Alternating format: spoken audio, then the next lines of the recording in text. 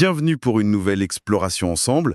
Aujourd'hui, on se penche sur une idée assez séduisante, je trouve. Et si la sagesse, la vieille sagesse française, celle de nos proverbes, avait encore bah, des clés pour nous aider, pour affronter nos vies modernes, qui sont souvent un peu folles, disons-le.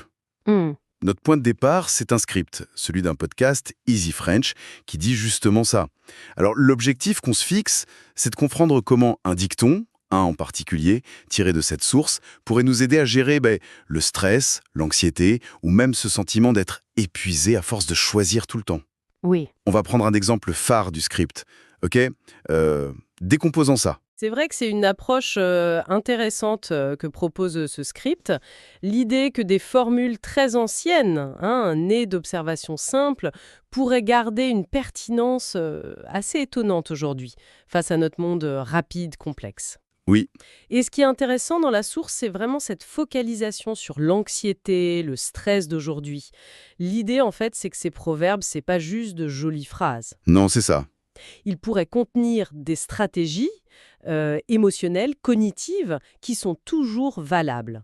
Et se concentrer sur un seul proverbe, comme le fait la source, ça permet sans doute de creuser ça en profondeur. Tout à fait. Et ce proverbe que le script met en avant, notre fil rouge en quelque sorte, c'est d'un des plus connus en France, je pense. Après la pluie, le beau temps. Ah oui, un classique. Voilà, ça paraît presque banal, tellement on l'a entendu. Mais d'après l'analyse que propose Easy French, cette petite phrase, elle contiendrait une sagesse pratique, profonde, pour naviguer les turbulences d'aujourd'hui. C'est cette promesse qu'on va regarder de plus près. Mhm. Alors, qu'est-ce qui nous dit vraiment ce proverbe? Le script le rappelle bien. Au sens littéral, c'est l'observation météo de base. Une averse passe, hop, le ciel se dégage, le soleil revient. Oui, logique. Mais c'est la métaphore, bien sûr, qui nous intéresse. La pluie, ce sont les épreuves, les moments difficiles, les coups durs, quoi. Voilà. Et le beau temps, c'est le retour à une situation meilleure, plus calme, plus heureuse. C'est une image assez forte de l'espoir, de l'idée que les problèmes ont une fin. Le document source, il souligne que ce proverbe est hyper répandu en France. Oui, oui. Et il suggère que ça vient sûrement du monde rural, de l'époque où observer la nature, les cycles, c'était vital. Une sagesse née de l'expérience, en somme. Ce qui est fascinant ici, sur le plan psychologique, et le script l'aborde un peu, c'est comment cette simple phrase peut agir sur notre état d'esprit. L'anxiété, c'est souvent, comment dire, une projection négative dans l'avenir, non? Oui, c'est ça, on rumine. On anticipe le pire, on rumine sur les problèmes présents qui semblent insurmontables. Et le proverbe, en affirmant qu'après la pluie vient le beau temps, il agit un peu comme un recadrage. Un recadrage. Oui, il nous invite ou nous pousse un peu à décaler notre focus. Au lieu de rester bloqué sur la pluie actuelle, on regarde vers le beau temps qui arrive. C'est une façon très accessible d'introduire l'idée d'impermanence. D'accord. Les difficultés sont là, mais elles ne durent pas forcément. Exactement. Elles sont réelles, mais pas forcément définitives. Et cette image de la météo, que tout le monde comprend, ça aide à relativiser, à prendre un peu de distance. C'est une forme très simple de ce qu'on appelle la restructuration cognitive, en fait. On change le cadre de notre pensée. Et ce qui est bien avec le script The French, c'est qu'il ne reste pas juste dans la théorie. Il donne des exemples très concrets, très ancrés dans nos vies. Et c'est là que ça devient vraiment intéressant, je trouve. Oui, l'application pratique. Voyons le premier exemple, les échecs personnels. On rate un examen, une présentation au boulot, ou on se dispute avec un ami. Des trucs qui plombent le moral, quoi. Mhm. Le script dit que le proverbe, là, il agit comme un rappel. C'est juste une mauvaise passe. Ça ne veut pas dire nier la déception, mais plutôt éviter de se laisser définir par ça. Oui, c'est une nuance importante. Et l'idée, c'est que ça encourage à passer à l'étape suivante. Qu'est-ce que j'apprends? Comment je répare? Comment je m'améliore? Tout à fait. Le proverbe, comme l'interprète la source, ne pousse pas à un optimisme un peu naïf qui ignorait la difficulté, non. Il propose plutôt une perspective temporelle. L'échec, la dispute, la pluie, on la reconnaît, mais elle est vue comme une phase, pas comme une fin en soi. D'accord. Et ça peut effectivement encourager ce qu'on appelle un état d'esprit de croissance. La croyance qu'on peut s'améliorer, par opposition à l'idée que l'échec prouve qu'on est incapable. Envisager le beau temps après l'échec, c'est s'autoriser à penser à la réussite ou à la réconciliation future. Deuxième exemple qu'aborde le script, les défis financiers. Ça parle à beaucoup de monde, je pense. Une dépense imprévue qui met le budget dans le rouge, la galère pour épargner. Ah oui, source d'anxiété majeure. Et là, le proverbe est présenté comme un outil pour garder l'espoir, la motivation. Bon, il fait pas disparaître la facture, évidemment, Non, malheureusement. mais il aide à combattre ce sentiment d'impuissance, de fatalité. D'après le script, il incite à voir la galère financière comme une averse passagère, et surtout à agir pour retrouver le beau temps, faire un plan, chercher des solutions, épargner. L'accent est mis sur le fait que cette perspective positive, elle soutient l'action. Et c'est là qu'on voit la différence avec juste une pensée positive un peu passive. Le proverbe, ici, il devient un catalyseur pour agir. Il donne le carburant psychologique, l'espoir, la perspective, pour entreprendre des démarches qui peuvent être pénibles. Oui, Il s'agit de cultiver une sorte d'endurance mentale face à l'adversité économique. Ça rappelle que même ces difficultés-là peuvent évoluer, que ce n'est pas forcément une condamnation, surtout si on s'y attaque.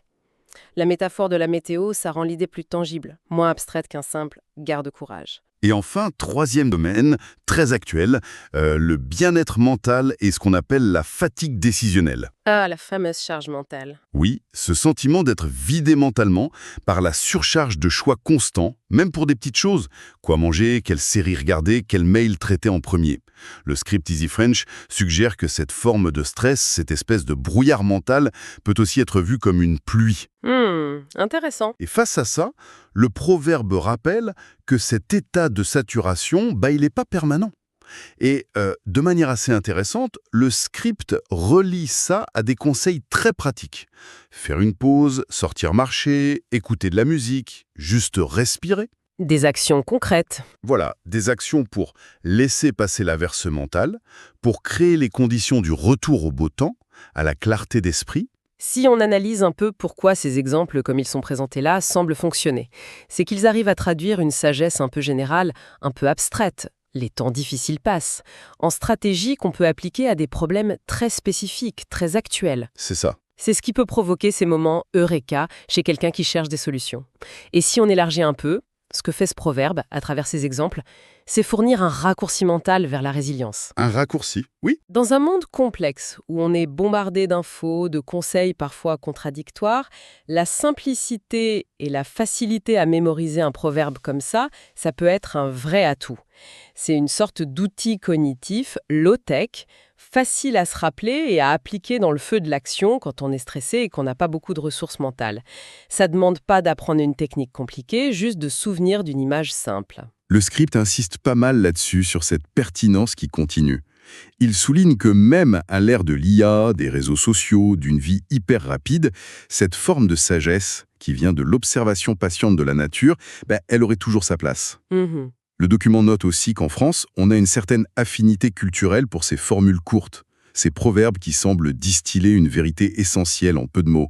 C'est vu comme un héritage de bon sens populaire. Oui, c'est vrai. On aime bien cette idée qu'une phrase bien tournée peut contenir plus de sagesse que de longs discours. Et ça soulève une question intéressante, qui est aussi un peu présente dans l'intro du script source quand il parle des gourous du développement personnel. Oui. Quelle est la place de cette sagesse simple, presque rustique, face à l'industrie moderne du bien-être, de l'auto-assistance, qui propose souvent des méthodes plus complexes, des théories psy plus détaillées, du coaching? Le script Easy French, en choisissant ce proverbe, il semble suggérer qu'il y a une valeur propre dans cette simplicité. Peut-être parce que c'est plus accessible, plus universel.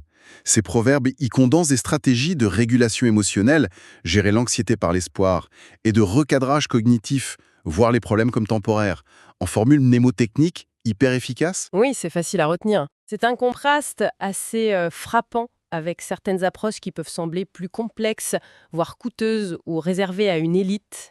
C'est vrai que ça interroge. Est-ce que la simplicité s'est vue comme un manque de profondeur ou au contraire comme une forme d'élégance, d'efficacité? Le script, lui, y penche clairement pour la deuxième option ici. Oui, Il ne s'agit pas de dire que les approches modernes sont inutiles, bien sûr, mais peut-être que cette sagesse populaire offre une base, un premier recours facile à mobiliser. Le script invite à ne pas les oublier, ces outils hérités du passé. Il utilise d'ailleurs une image parlante. Il suggère de se dire le proverbe à voix haute quand ça va mal. ah oui. Comme si le fait de le dire avait un pouvoir performatif, une façon de s'administrer soi-même un peu de courage, de perspective. Absolument. Ça renforce l'idée que ce n'est pas juste une croyance abstraite, mais un outil mental actif. On ne subit pas la pluie passivement en attendant qu'elle passe, on utilise le proverbe pour modifier son état interne et potentiellement sa capacité à agir. Mhm. On pourrait même se demander si la force de ce proverbe ne vient pas aussi de son ancrage collectif. Savoir que c'est une sagesse partagée, répétée depuis des générations, ça peut avoir un effet rassurant en soi. Ça nous relie à une expérience humaine plus large face à l'adversité. Alors, si on essaye de synthétiser ce que nous dit cette analyse du script Easy French, qu'est-ce que tout ça signifie, au fond? Essentiellement que le proverbe «après la pluie, le beau temps», même s'il a l'air tout simple, il peut fonctionner comme un vrai levier psychologique. Oui, un levier, un moyen de cultiver un optimisme réaliste.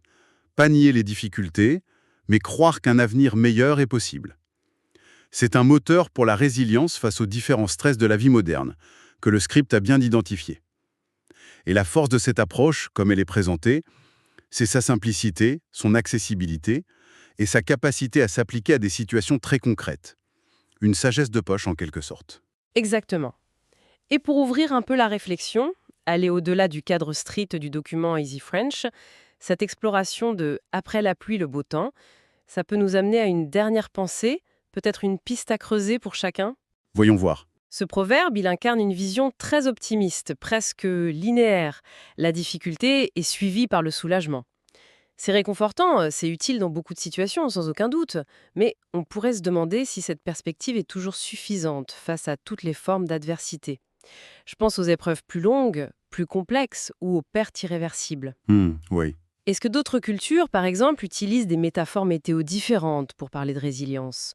Peut-être en intégrant davantage l'idée de devoir composer avec la pluie, d'apprendre à danser sous l'orage, plutôt que de seulement attendre le soleil. Ah, intéressant. Ou encore, est-ce que cette focalisation sur le beau temps à venir ne risque pas parfois de nous empêcher d'accepter et de traverser pleinement la pluie présente? La sagesse populaire, est-ce qu'elle contient aussi des proverbes qui valorisent l'endurance dans la difficulté elle-même et pas juste l'attente de sa fin? Voilà, c'est une invitation à explorer la richesse et peut-être les limites de cette sagesse proverbiale et à voir comment elle peut s'articuler avec d'autres façons de comprendre et d'affronter les défis de la vie.